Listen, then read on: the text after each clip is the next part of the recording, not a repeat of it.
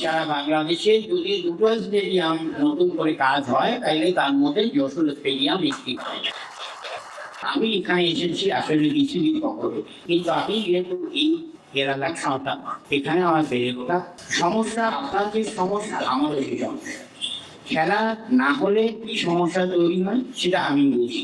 দীর্ঘমেয়াদী আমাদের একটি পরিকল্পনা করতে হবে। পরিকল্পনা কিন্তু আমাদের মাথায় আছে। স্টেডিয়ামের উন্নয়ন লাগবে, পানি নিষ্কাশনের ব্যবস্থা লাগবে, সবকিছুই একটি ধাপে ধাপ, মানে একটি ধাপে ধাপে হবে না। খুলনা স্টেডিয়াম আন্তর্জাতিক স্টেডিয়াম, খুলনা বহু বছর ক্রিকেট হয়।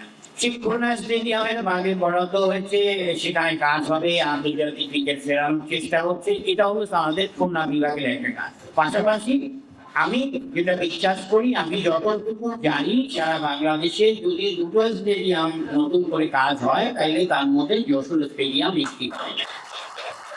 এবং আপনাদের যশোরের মাননীয় প্রতিমন্ত্রী মহোদয় এই বিষয়ে ইতিমধ্যেই আপনারা বলার আগে কিন্তু তিনি ব্যবস্থা নিয়েছেন। তিনিও এই যশোরের সন্তান, তিনি এই বিষয়গুলো অনুধাবন করেন এবং পরে বিহায় তিনি ইতিমধ্যেই এই বিষয়গুলো নিয়ে ক্রীড়া প্রতিমন্ত্রীর সাথে ইতিমধ্যেই আলাপ করেছেন।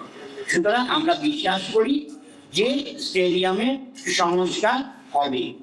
আর যেই সমস্যাগুলো কথা বলে জেলা ক্রীড়া সংস্থা, এটা নিয়ে আমি আসলে এখন কোনো আলোচনা করতে চাই না প্রকাশ্যে। আমি একটা দিয়েই বলতে চাই, আমাদের মূল লক্ষ্য আমি বলেছি যে খেলাটা মাঠে গড়ানো।